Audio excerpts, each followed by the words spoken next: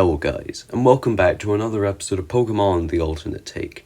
And in today's episode, we will be redesigning the Zealous Zubat and its evolution Golbat, and of course, revisiting the charming Charmander and the other evolution features that I am not so proud of. So, why are we just standing around here talking when we could just dive right in?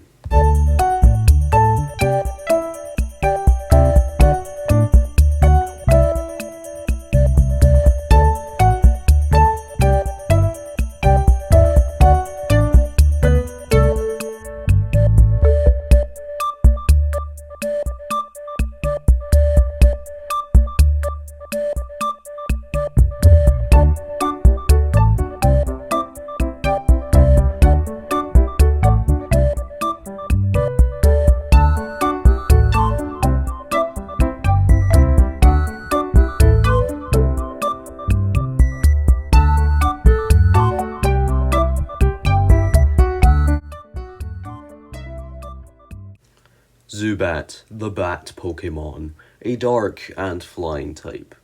Zubat is a well-known and often encountered Pokémon, particularly in caves and dark environments. One of the remarkable features of Zubat is its large, sensitive ears. These ears are not only crucial for its echolocation abilities, but also serve as a versatile tool for navigation and perception. Zubat's ears are not just passive receptors, they actively emit and receive sound waves. Zubat emits high-pitched sonar signals from its ears which bounce off objects and return as echoes. By analysing these echoes, it can create a detailed mental map of its surroundings, allowing it to navigate through the darkest caves and twisted tunnels with impressive precision. Additionally, Zubat's ears can pick up subtle vibrations in the air and on surfaces. This ability is not only useful for detecting prey and potential threats, but also for communication with other Zubat. They can convey information through these vibrations, creating a complex and efficient system of interaction in their dark habitats. Now, of course, as we kick off this exciting episode of Pokémon The Alternate Take, we're diving right onto Zubat and its evolution line. Zubat has undergone quite the remarkable change, transitioning from a poison type to a dark type Pokémon. Let's break down the changes in this redesign. Zubat's distinctive features now include larger and sharper ears that accentuate and point to its small circular head. This circular head primarily comprises its mouth, which has been intentionally designed to be somewhat annoying, even resembling the mouth of a crying baby.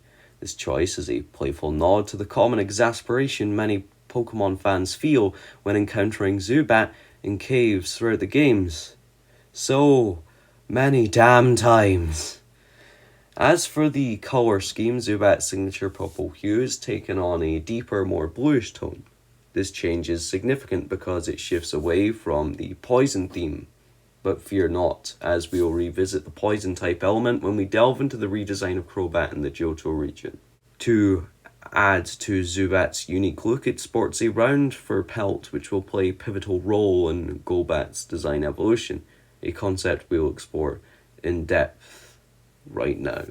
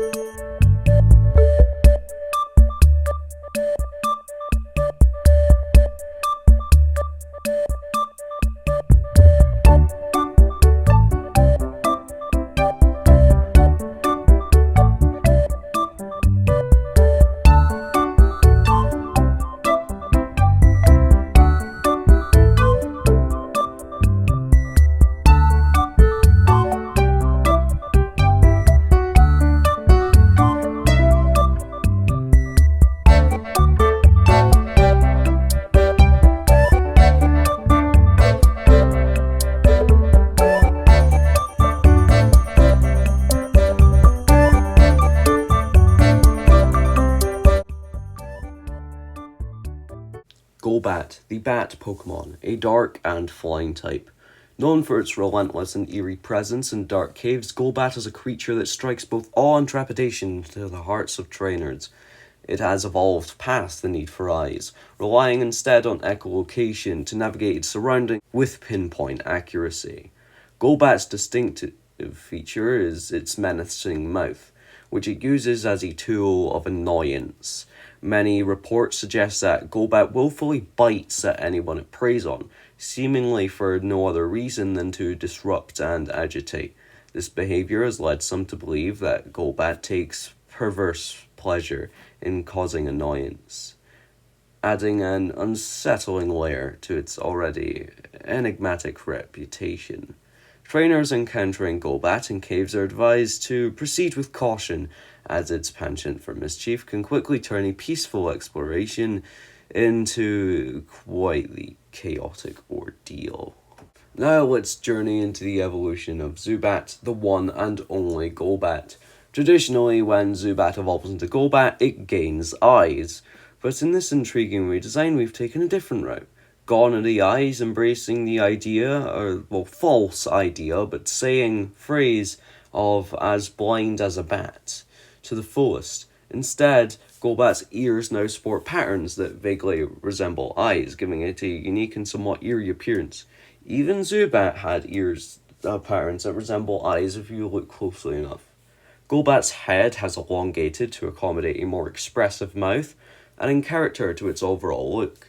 Its legs have been reimagined with more intricate detailing, mainly claws and some fur, departing from the rather simplistic stick-like sausage limbs seen in the official design. The wings, while still impressive, are slightly smaller and now feature intriguing blue hooks, reminiscent of the hands found on wyverns. Now, here's a tantalizing tidbit to keep you all eagerly anticipating our future redesign of Golbat. The overarching theme for this evolution line centers around vampires. Zubat's transformation into a creature resembling a vampire bat is just the beginning, and Golbat promises to deliver a truly captivating take on the concept of a vampire Pokémon, since we've yet to get one. So stay tuned.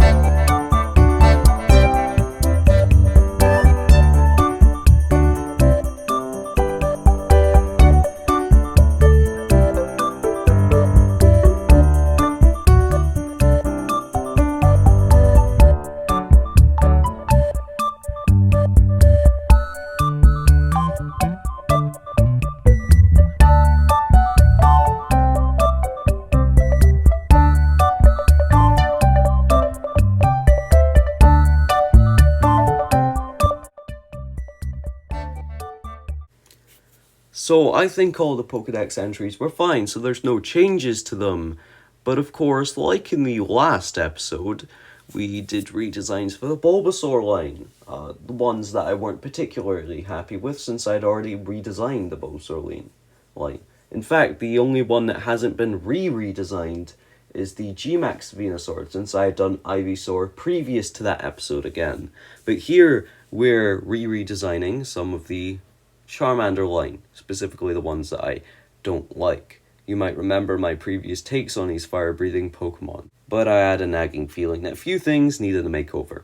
Let's start with Charmander. I went back to this adorable little fire type and gave it a clean, more refined look. No more odd eye placements. It's all about keeping things sleek and polished, so it's not going off the side of the head. And oh, that shiny variant? Well, I thought Charmander could use a bit of that Charizard flair, so I switched it up to a bold black instead of the gold. Trust me, looks fiery. Next up, Charmeleon. I decided to tap into the moody, rebellious nature that Charmeleon often displays in the anime. This moody teenager now sports darker colours and sharper edges, making it look almost unapproachable. Those glider flaps that never quite set right with me. Well, I gave them a sort of newer shape to that design that I can wholeheartedly approve of. Well, I can tolerate them. As for the shiny version, it's changed as well, with those wings now prominently featured. It only makes sense to turn them red. Of course, bold black, like Charizard. But Charizard was fine, and so was the G-Max form and Mega Charizard X, but finally Mega Charizard Y. This time, of course, keeping that prehistoric twist. I took inspiration from the Quetzalcoatlus again, but more prominently, infusing it with the power of Fire and Fairy types. If you're wondering why it is Fire and Fairy, I've got the full explanation in the original video, which is still up and ready for your viewing.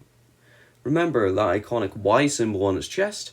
Still here, and for those eagle-eyed fans, you'll notice that Mega Charizard Y's flame is now visibly lit, adding an extra layer of awesomeness, because of course in the previous design it was covered. So there you have it, folks, a second take on some of your favourite fiery Pokemon. Like the original, I put my heart and soul into these. Well, as much as I can give anyway, since I'd already failed the first time. But of course, that's just the artist's journey, isn't it? Thinking something's good until eventually you think it's bad because it's old. There you have it, folks, for this episode of Pokemon The Alternate Take. In the next episode of Pokemon The Alternate Take, you will get to see the redesigns of Oddish, Gloom, and Vileplume, which I have given quite the unique twist to, especially considering its new evolution method. And of course, in the next video on this channel, it will be the next episode of Pokemon Lifting Light and Pokemon Dark Deep, where you will get to see the final designs of the full Grass starter line and the last two of the Water starter line, since the Fire starter line, you know, it's pretty good already. I don't think I could really change that much. And Finfini, first stage of the Water starter, come on, there was hardly anything I could change there. So I left it as is. And there's another Pokemon that I'm going to rework there, just changing up the art style to match it. There's only really one significant difference. You may be able to guess by me ranting about the old Charmander redesign, having its eye go off the side of the head. And if you could sort of notice that of any of my other early route Pokemon in my own region, you'll be able to figure out what that other Pokemon is that I'm reworking. But there is another big twist that will happen in the next video, something I have been working on all week that I have finally perfected and wanted to do for a while. But I'm not going to tell you guys what that is. All I'll say is it's only for Pokemon Lifting Light and Dark Deep. I will not add that to Pokemon The Alternate Take, unless anybody wants me to make this for Pokemon The Alternate Take. But anyway, I wonder if there's any more news. Oh yes, of course, so October's coming up and, you know, I might have two very special things planned in October for your viewing pleasure. I guess you guys will have to look forward to the week before Halloween and the second week of October for a very special episode and a collaboration. But I won't tell you guys which is which. So, I'll see you guys next time.